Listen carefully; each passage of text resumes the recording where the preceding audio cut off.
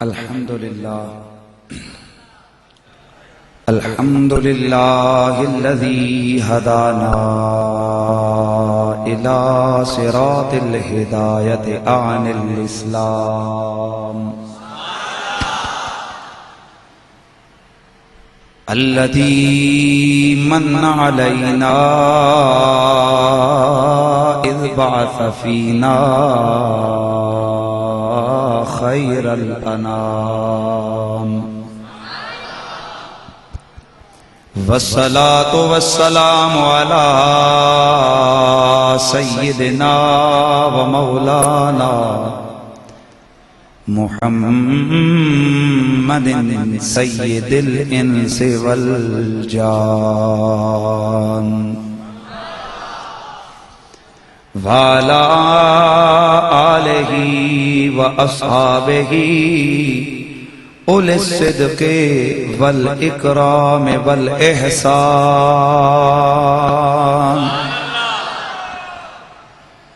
أما بعد فأعوذ بالله من الشيطان الرجيم بسم الله الرحمن الرحيم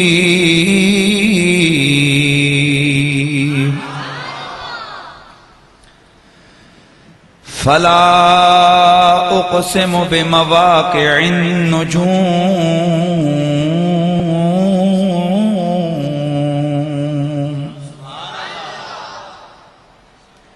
إنه لقسم لو تعلمون عظيم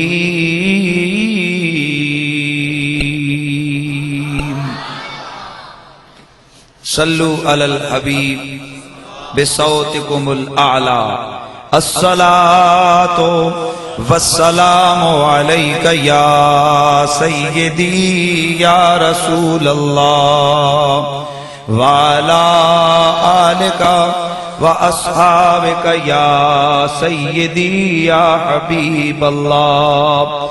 بلند آواز سے تمامی حضرات محبت اور عقیدت کے ساتھ بارگاہ رسالت میں آپ نے نذرانہ درود و سلام اس عقیدے سے پیش فرمائیں کہ اللہ کا حبیب وہ شان اور وہ کمال رکھنے والا ہے کہ وہ اپنے غلاموں کی ہر فعل ہر عمل سے جب توجہ فرماتے ہیں تو باخبر ہوتے ہیں، اور آپ کی نگاہ ناز سے، نگاہ نبوت سے کائنات کا کوئی ذرہ پوشیدہ نہیں رہ سکتا. بآواز بلند نذرانہ درود و سلام صلی اللہ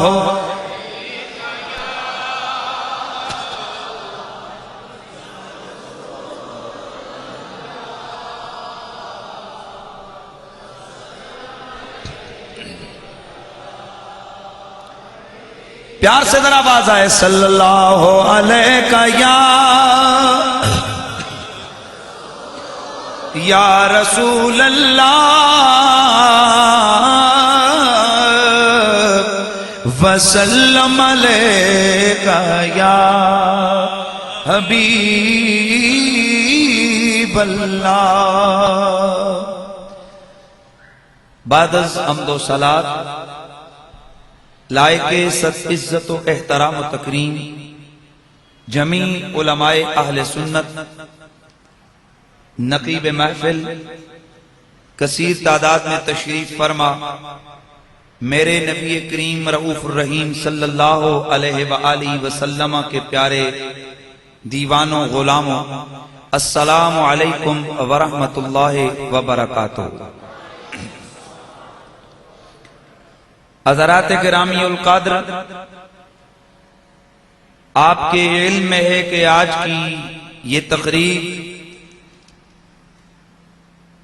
تحفظ مزارات اولیاء و استحکام پاکستان کانفرنس کے نام سے موسوم ہے. میں نے قرآن مجید برہان رشید کی 2 آیات تلاوت کی ہیں.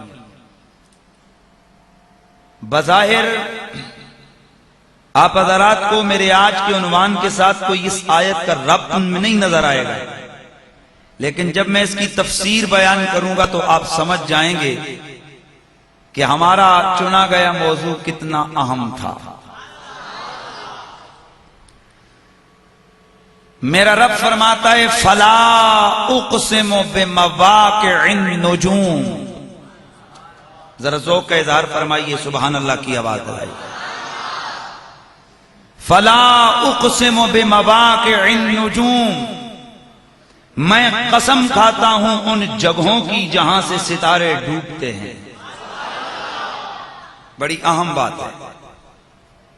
پڑھے لکھے لوگ ذہن کو حاضر رکھنا. فلا اقسم بمواقع النجوم, میں قسم کھاتا ہوں ان جگہوں کی جہاں ستارے جا کر ڈوب جاتے گئے.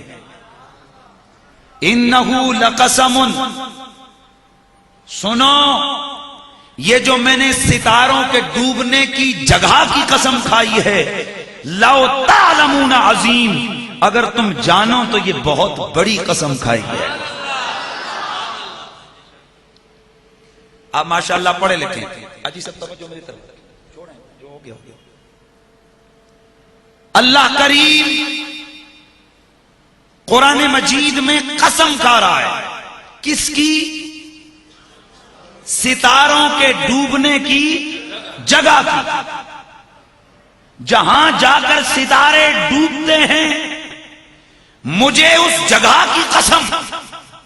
اب قرآن مجید کا جو اسلوب ہے اس کے مطابق قسم دو وجہ سے کھائی جاتی ہے. بابا آج آپ کو میں نے عنوان دینا ہے نا, کچھ مواد دینا ہے, بتانا ہے کہ مزارات کی شان کیا ہے. قسم کھائے جانے کے دو مقاصد ہیں. نمبر ایک, قسم اس لیے کھائی جاتی ہے تاکہ سننے والا جو سامع ہے اس کو یقین دلایا جا سکے, اس لیے قسم کھائی جاتی ہے. اور نمبر دو, یقین دلانا مقصود نہیں ہوتا, کلام میں تاکید پیدا کرنا مقصود نہیں ہوتا, کلام میں قوت پیدا کرنا مقصود نہیں ہوتا, بلکہ جس کی قسم کھائی جا رہی ہے اس کی عظمت بیان کرنا مقصود ہوتا ہے. مثال کے طور پر میرا رب فرماتا ہے فلا اقسم بالشفق, بلکہ سادہ سا سمجھاؤں. اللہ اعلان کرتا ہے لا اقسم بہذا البلد, حبیب مجھے تیرے اس شہر کی قسم, مجھے تیرے اس شہر کی قسم. اللہ شہر کی قسم کھا رہا ہے. وَأَنْتَ حِلٌّ بِهَذَا الْبَلَدِ, اس شہر کی قسم اس لیے کھا رہا ہوں کہ تو ان کی گلیوں میں گزرتا ہے, تو اس شہر کا باسی ہے, اس لیے میں تیرے شہر مدینہ کی قسم کھا رہا ہوں. شاید آپ لوگ کہیں جی کہ نہیں جی یہ تو شہر مکہ کی قسم ہے کیونکہ آیت مکی ہے. تو میں بات ختم کر دیتا ہوں, جھگڑے میں پڑے کیوں.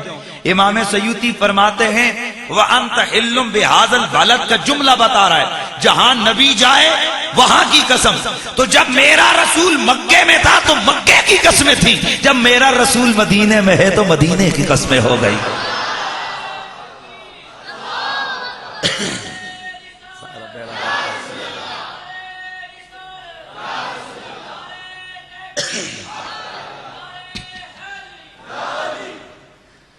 لا اقسم بهذا البلد, اللہ محبوب کے شہر کی قسم کھا رہا ہے.